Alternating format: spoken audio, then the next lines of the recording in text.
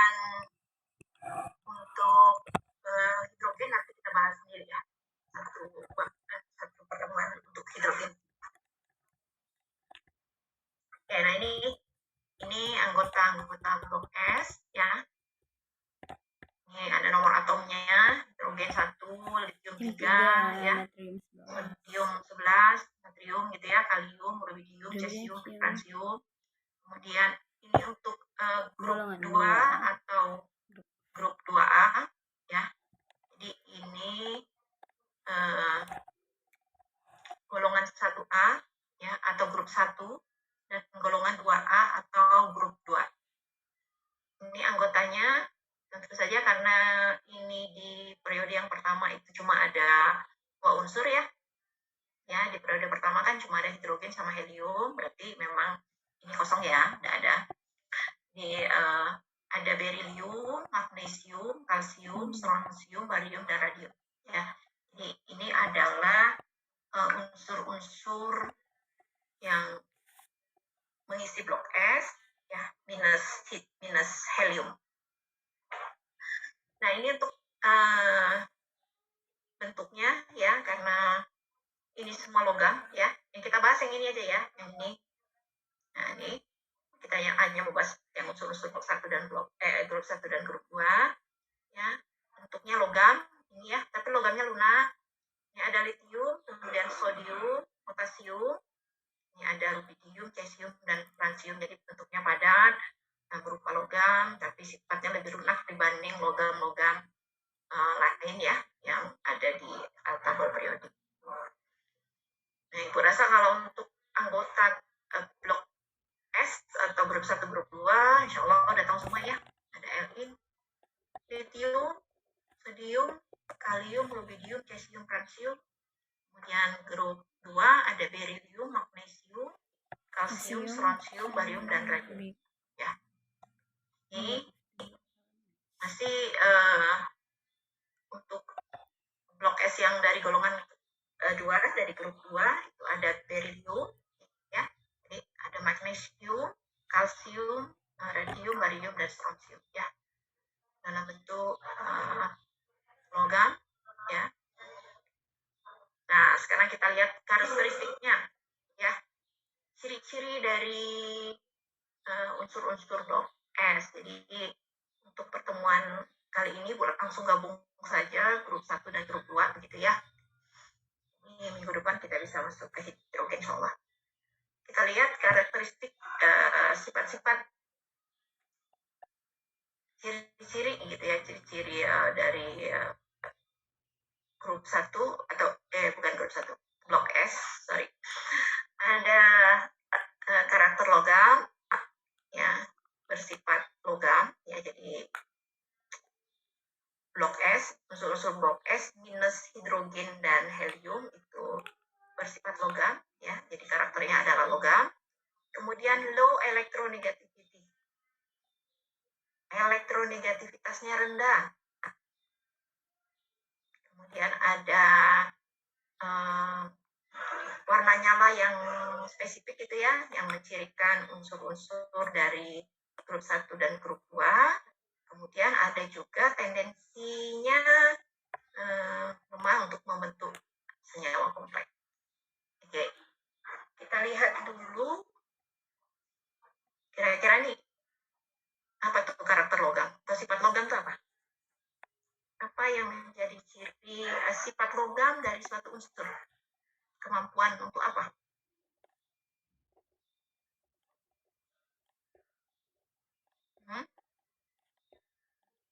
Ayo, itu enggak? Kalau kita kategorikan suatu unsur itu logam, bagaimana? Membentuk kation. Membentuk kation. Oke, satu membentuk kation. Yang lain?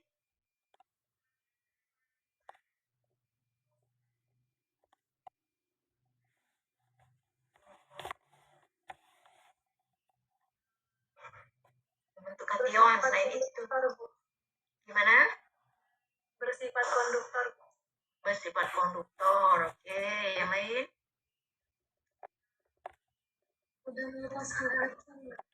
Gimana, Dila? Enggak jelas suaranya ya. Bisa di-chat boleh. Yang lain? Boleh nulis di chat? Oh, enggak ada ini ya. Mudah melepaskan elektron, Bu. Nah, mudah melepaskan elektron. Tadi sama dengan yang sebelumnya ya. Oke, mudah melepaskan elektron. Membentuk kation. Ya, sifat konduktor. Nah, itu berhubungan semua sama elektron tuh, sama elektron valensinya gitu ya. Kenapa mudah melepas elektron? Kenapa?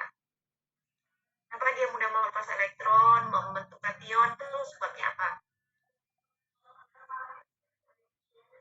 Karena energi ionisasinya rendah. Iya, karena energi ionisasinya rendah, kemudian sifatnya berarti dia mudah untuk melepaskan elektronnya gitu ya. Karena energi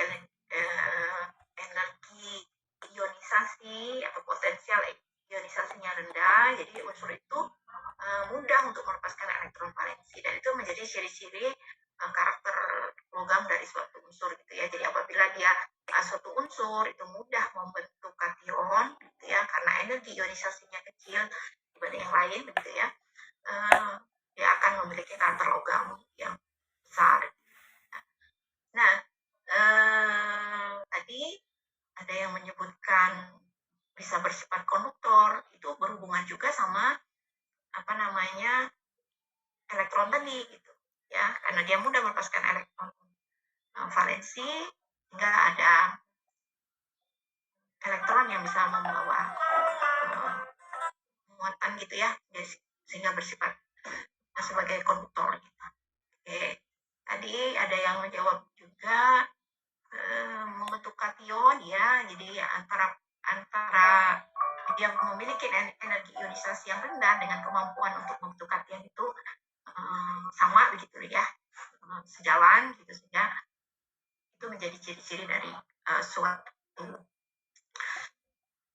logam gitu ya, yang berasal dari grup atau dari blok S gitu ya, jadi dari grup 1 dan grup 2 ini ya. Jadi karakter logam itu bisa dilihat dari high tendency to lose elektron, jadi kecenderungan yang tinggi untuk melepaskan elektron valensinya gitu, membentuk kation ya. Jadi kemampuan untuk melepas elektron itu tergantung pada energi ionisasinya. Kalau energi ionisasinya besar, elektron itu menjadi semakin susah untuk dilepaskan gitu, sehingga semakin susah juga untuk membentuk kation ya. Oke, jadi ini untuk karakter logamnya, sifat logamnya meningkat dari atas ke bawah. Jadi semakin ke bawah sifat logam menjadi semakin besar gitu ya, jadi semakin meningkat. Jadi walaupun semuanya logam, tetapi karakter logam itu akan semakin meningkat dari atas ke bawah. Jadi semakin ke bawah semakin bersifat logam ya.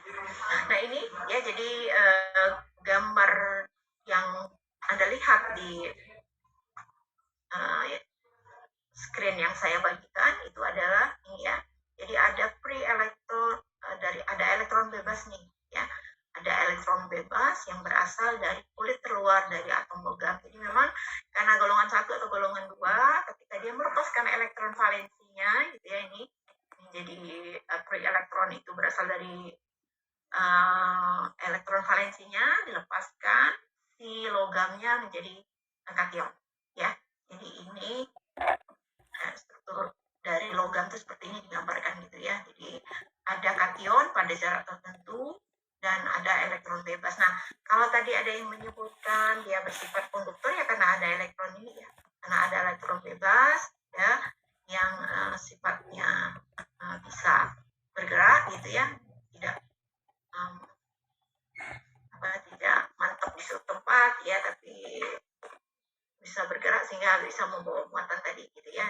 Jadi keberadaan elektron bebas yang ini yang membawa tadi sifat konduktivitas tadi, jadi dia menjadi konduktor gitu ya.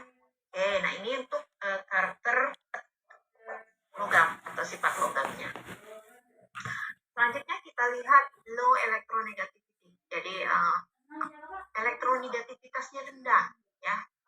Sebaliknya, ya, kebalikan dengan bukan kebalikan, apa namanya tadi, sejalan dengan dia punya kemampuan yang besar untuk membentuk ion positif gitu, tetapi memiliki elektronegativitas yang rendah. Artinya, kalau kita lihat di sini nih ya, kalau kita lihat di tabel di gambar yang di set, kita bisa melihat bahwa elektronegativitas itu meningkat dari kiri ke kanan, ya. Ini, ya, meningkat, elektronegativitas itu meningkat dari kiri ke kanan. Artinya, ya, semakin ke kanan, ini unsur-unsur ini akan memiliki elektronegativitas yang lebih, ya. Elektronegativitas itu dari atas ke bawah berkurang. Jadi kalau kita lihat unsur yang memiliki elektronegativitas tertinggi itu ada pada fluor, ya. Walaupun mungkin sudah ada koreksi juga terhadap nilai itu 3,98 gitu ya, ini masih tabel yang lama. Yang tertinggi, elektronegativitas tertinggi itu dimiliki oleh fluor, ya, oleh F. Dan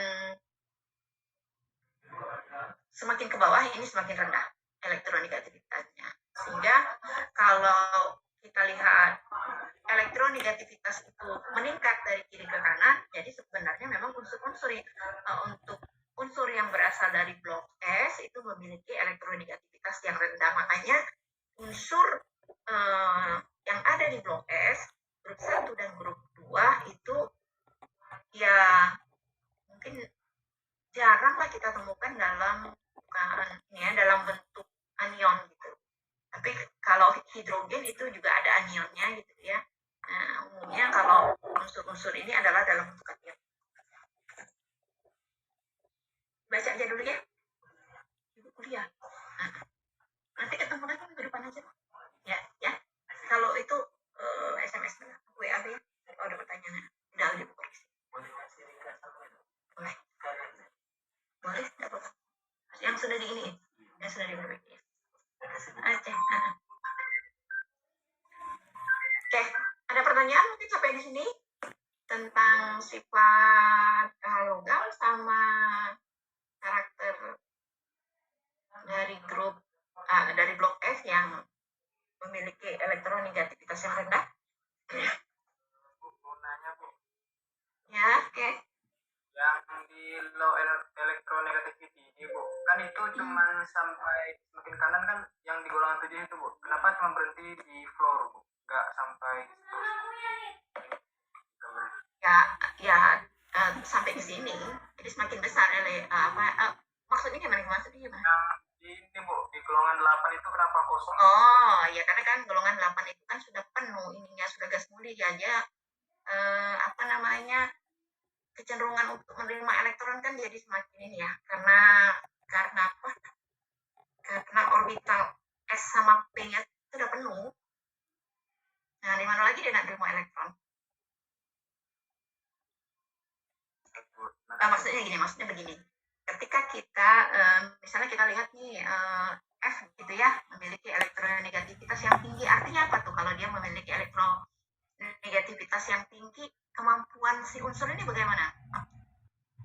Sulit untuk menerima. Atau ciri dari unsur itu jadi apa?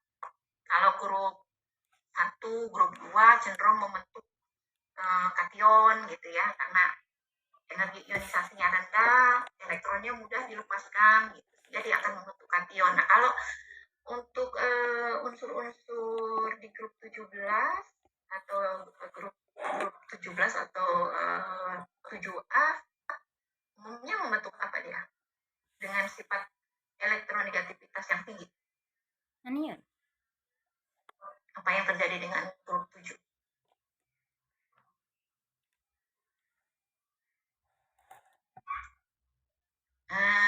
Nyambung pertanyaannya? Paham pertanyaannya?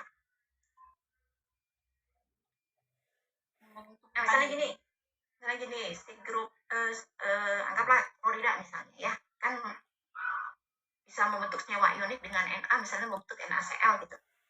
Ya. Nah, di sana kan Na-nya positif, Cl-nya bagaimana? Negatif, Bu. Negatif kan ya, minus ya. Artinya apa? Artinya kalau dia punya nilai elektronegativitas yang tinggi, kemampuan untuk menarik elektron itu jadi besar, makanya dia cenderung nanti akan membentuk anion gitu, membentuk F minus, Cl minus ketika berinteraksi dengan unsur yang sifatnya elektropositif ya. Nah, ketika dia berinteraksi dengan unsur yang bersifat elektropositif yang bisa menyumbangkan elektron, misalnya nih Na menyumbang 1 elektron gitu ya, memberikan 1 elektron karena energi ionisasinya rendah, dia membentuk kation. Nah, kalau Na itu membentuk kation ya, berarti kan ada elektron yang dilepaskannya ya. Ketika Na melepaskan elektron itu akan ditangkap oleh unsur yang punya elektronegativitas rendah atau elektronegativitasnya tinggi, elektronegativitasnya tinggi, misalnya Cl atau F gitu. Nah, F atau Cl yang menerima 1 elektron dari unsur yang bersifat elektropositif itu akan menjadi anion. Di sini F misalnya ya, F kemudian ditambah elektron yang dilepaskan oleh unsur tadi, golongan 7 ini menjadi bersifat atau menjadi anion gitu. Sehingga makanya bisa terbentuk senyawa ionik ya, senyawa ionik misalnya NaCl atau NaF misalnya kayak gitu.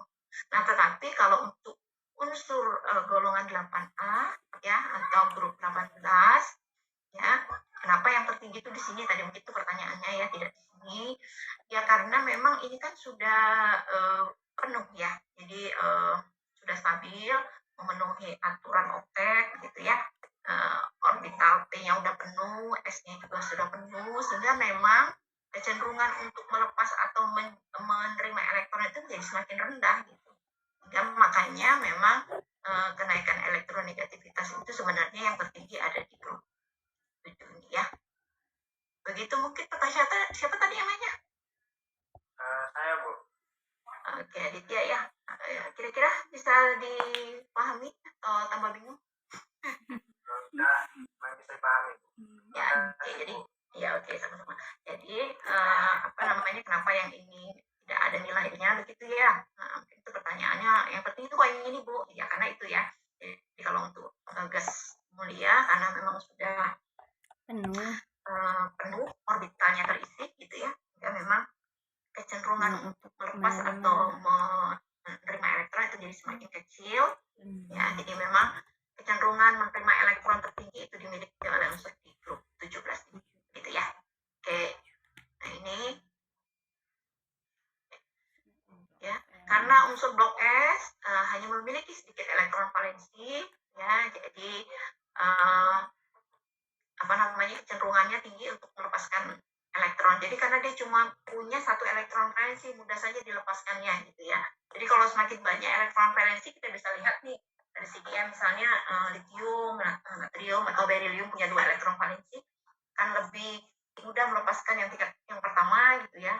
Nanti yang kedua akan lebih sulit, apalagi kalau misalnya semakin banyak elektron valensinya semakin ke kanan tabel periodik tersebut gitu ya, dari tabel periodik akan lebih susah lagi untuk melepaskan elektron karena kecenderungannya menjadi sebaliknya, dia akan lebih mudah untuk menerima elektron ya. Nah, ini karena blok S, unsur-unsur blok S memiliki sedikit elektron valensi ya, 1 atau 2 begitu, jadi cenderung lebih mudah untuk kehilangan elektron membentuk kation. Jadi ini ciri dari apa namanya, unsur-unsur logam begitu ya. Nah, akibatnya ya, konsekuensinya elektronegativitas dari logam itu menjadi rendah ya. Jadi gitu. Jadi kemampuan untuk membentuk kation ya itu berhubungan dengan energi ionisasi yang rendah ya, tapi juga dia memiliki sifat elektronegativitas yang rendah. Karena apa? Karena kecenderungan untuk menerima elektronnya juga menjadi kecil gitu ya, dibandingkan unsur-unsur yang grup 17 atau grup 18 ya. Sampai sini ada lagi yang mau bertanya?